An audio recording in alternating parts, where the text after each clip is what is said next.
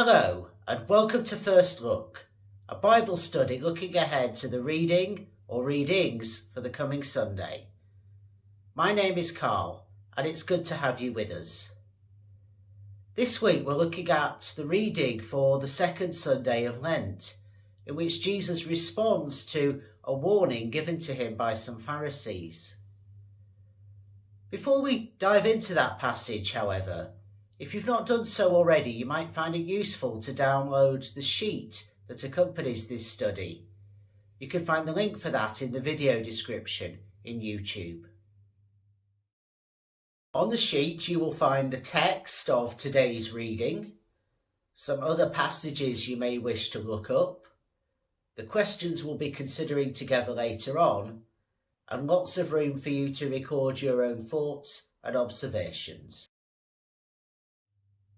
And so without further ado, let's dive into today's passage, which comes from Luke's Gospel, chapter 13, verses 31 to 35. We've jumped forward quite a bit from where we were at last week, and we've therefore dived into what's known as the travel narrative in Luke's Gospel, in which Jesus makes the journey from Galilee to Jerusalem.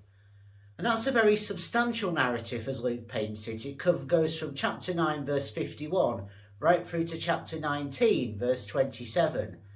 So our reading for today is roughly in the middle of that. And Jesus is travelling with a band of his disciples, encountering many people on the way. And despite it being called a narrative, in a lot of commentaries, actually it contains a great deal of Jesus' teaching. His parables, for example, are mostly in this section. And its content falls into three main categories. We've got instructions for the disciples, we've got controversies with opponents, and we've got words of judgment. And today's reading falls into that latter category. We know that on the way, Jesus was stopping to teach in the various villages and towns of Galilee as he passed along. We learn that in verse 22 of chapter 13. And thus he was still in the region that was governed by Herod Antipas. Now, Herod Antipas was the tetrarch of Galilee. In other words, he was one of the four rulers in charge of what once had been the united area under Herod the Great. Herod Antipas ruled from 4 BCE through to 39 BCE, so covering the period of Jesus' life and ministry. And we know also, going back in Luke's Gospel to chapter 9 verse 9, that he was the one responsible for executing John the Baptist. In this passage we also have some Pharisees who come to Jesus. They formed one of the key factions that made up Second Temple Judaism and were generally thought of quite highly by people like Josephus, the Jewish historian. They were quite radical, they were committed to holiness. And they approached Jesus, as we see when we come to verse 31, when he's on the road with a warning. We'll think a bit more about that later on. And Jesus in this scene is coming towards the end of his public ministry, in that he's on the final journey towards Jerusalem that he knows will take him to the cross. And in verse 22 of chapter 9, he's predicted that he will suffer and die in Jerusalem before rising again. So there's a very clear, I think, sense of Jesus having a course, a direction he's headed in and must not be diverted from. Luke's Gospel was the third to be written around 80 to 85 of the Common Era. We know that Luke's audience was predominantly Gentile, that Luke had a real commitment to inclusion, and also that Luke is volume 1 of a two-part work, where volume 2 is the book of Acts. And this latter part is particularly significant in some aspects of this week's reading. So as I said, what we have here in terms of the type of literature is words of judgment coming from Jesus. And most commentators divide this passage into two pericopes, two little subsections. Firstly, verses 31 through to 33, and then verses 34 and 35. And as I say, delivered by Jesus to the Pharisees who accost him. There is no parallel in any of the other Gospels for the content in verses 31 to 33. That's uniquely Lucan material. But we can find a parallel to verses 34 and 35 if we look to Matthew's Gospel, and in particular to chapter 23, verses 37 to 39. That's almost identical to what Luke has in the second pericope. And so it's possible that it was drawn from a common source, sometimes referred to by biblical scholars as Q. Before we get to that bit where Matthew and Luke have something in common, however, we're going to deal with verses 31 to 33. And as I said, it's unique Lucan material. Luke often emphasises the timings of things when he wants to stress kind of immediacy and importance. And so verse 31 tells us that the events that we hear about in today's reading happened at that very hour. So there's a sort of sense of urgency and it following on from the journey that Jesus has already been on, going around these villages and towns and preaching on his way to Jerusalem. It really grounds today's reading in that context. And that's important because when we do jump forward to look at verses 34 and 35, that lament for Jerusalem, which Matthew puts in his gospel after Jesus has already arrived in the city, could at first glance seem a bit out of place. But I don't think it is for Luke. And so this context of Jesus on the road is really important. And I'll say more about that later on. Now the Pharisees came to Jesus with a warning, telling him to leave that region because Herod Antipas, the Tetrarch of Galilee, wanted to kill him, we're told. We're not told the motivation behind why the Pharisees approached Jesus, why they decided to warn him. We do know from earlier in the Gospel that Jesus had eaten with some Pharisees, but we know that that episode hadn't worked out so well for his hosts. So there was a complex relationship going on there. And moreover, we don't know if this threat was necessarily real or whether it was an invention of the Pharisees. It's really interesting that when it talks about Herod wanting to kill Jesus, the Greek word fellow, meaning desire, is used for the first of 3 times in this passage.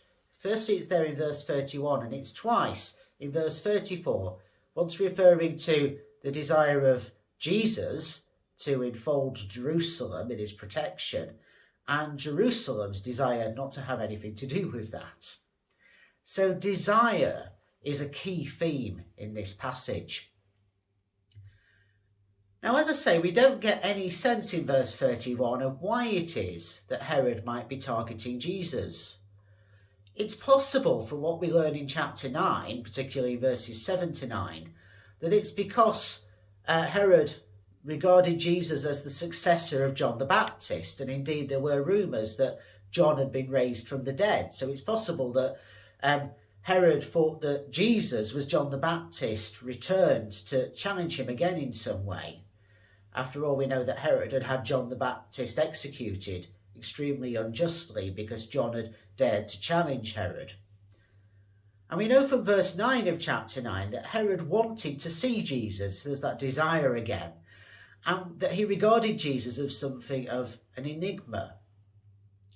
Yet we also know, if we jump forward in Luke's narrative to chapter 23, verses 6 to 12, that when Herod did have the opportunity to condemn Jesus, he didn't take it. And that does suggest that this murderous intent that the Pharisees have talked about could be unfounded.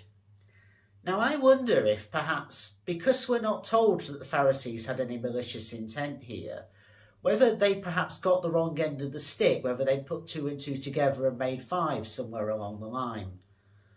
But either way, Jesus' response begins in verse 32 with him referring to Herod as a fox, an image that suggests Herod is deceptive or wily, or maybe both. So maybe Herod was using the Pharisees out of some way to try and get closer to Jesus or to rattle Jesus and see what would happen. Who knows? But we also know from chapter 9 verse 51 that Jesus had resolutely set his face to go to Jerusalem, and he was not going to be diverted from that. His daily ministry of casting out demons and curing the sick was central to the establishment of the kingdom of God. And we see the centrality of casting out demons to kingdom work in chapter 11, verses 21 to 23. And Jesus' healing work goes right back to chapter 4, verses 18 and 19, and when he sets out his manifesto about giving sight to the blind, setting the prisoners free, bringing freedom to the oppressed, and proclaiming the year of the Lord's favour. So all of this practical everyday ministry is about the establishment of the kingdom of God. But implicitly and bound up with that is very much the end point of this journey to Jerusalem, where Jesus knows he will meet his death and where he will also be raised from the dead by God. And that's where I think the language of third day that we find in chapter 13, verse 32, is really quite significant. When Jesus talks about doing his everyday ministry today and tomorrow in verse 32, it shows us that Herod isn't actually in charge. God is in charge. And as I say, this reference to third day in verse 32 looks towards resurrection. And that might remind us of chapter 9, verse 22, chapter 18, verse 33, and chapter 24, verse 7. So various points where we're brought back to this idea of third day. The word that's used to say that it was necessary for Jesus to go to Jerusalem in verse 33, dei, is a very strong word. And it reminds us, A, that Jesus wasn't going to be diverted, and B, that he was determined to die the prophet's death, where it says no prophet is executed outside of Jerusalem. And right from when he quoted the prophet Isaiah and proclaimed his manifesto, Luke has cast Jesus in prophetic mode. And indeed in chapter 4, verse 24, Jesus talks about prophets always being rejected in their hometown. So there's very much a sense of Jesus is on his way. He's not going to be diverted by Herod. And Jerusalem is his end point. And this repetition of today, tomorrow, and third day reflects this motif of death and resurrection as absolutely essential. What Jesus has said when Peter identified him as the Messiah is fundamentally the path he must take. And that brings us to the second pericope, verses 34 to 35. As I said a little bit earlier, its placement at this point might seem a bit strange because Jesus is still in Galilee. He's not yet made it to Jerusalem. He won't get there until chapter 19, verse 41, where he weeps over the city. But I think Luke's placement of this pericope, slap bang in the middle of the travel narrative, is important. It builds up tension in the narrative, and it also keeps us looking firmly ahead to what is to come, if all of this language of today, tomorrow, and third day hasn't already brought that home to us. There is a certain irony here in that Jerusalem had been built, as we learn in Deuteronomy chapter 12, verse 5, to be the habitation of God, to be the city where God would dwell with the people of Israel. But it had become a place of violent oppression where prophets were killed. As Jesus himself said, Jerusalem, Jerusalem, the city that kills the prophets. And that might remind us of Jeremiah chapter 26, verses 20 to 23, and also Matthew 23, verses 29 to 30. The reference in verse 34 to stoning may be looking a bit ahead to the book of Acts, because we know that Jerusalem is the place where Stephen, in Acts 7, verse 59, and James, in Acts 12, verse 2, were killed. They were the first two Christian martyrs that are recorded. So it may be that what Jesus is wanting to get across here extends to encouraging Luke's community to recognise that the pattern that's being experienced is what we should expect in this context, because it's always been this way, sadly. It's always been a case of prophets being rejected. When Jesus makes this cry in verse 34, he uses some very beautiful feminine imagery of wanting to be like a mother hen tenderly gathering in her chicks. It's one of those prime places where we see explicitly feminine imagery used for God in the New Testament. And yet we're told that Jerusalem rejects Jesus' desire. They do not want to be enfolded and protected.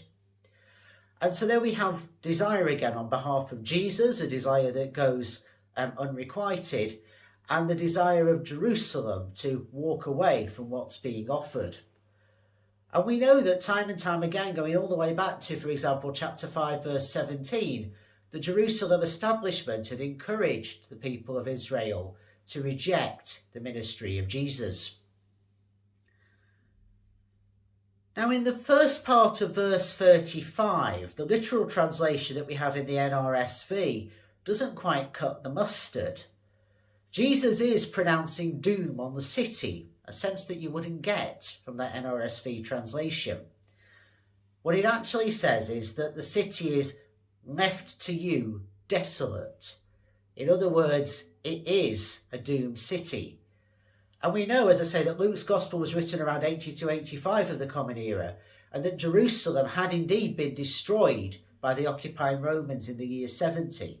So perhaps there's a reference there to that, to the consequences of not having embraced Jesus' way, which offered a real contrast between the oppression of Rome and colluding with that, and the violent rebels who sought to overthrow the Roman authorities. And Jesus states in the latter part of verse 35 that the people of Jerusalem wouldn't see him until the messianic prophecy of Psalm 118 verse 26, which is what he quotes, had been fulfilled.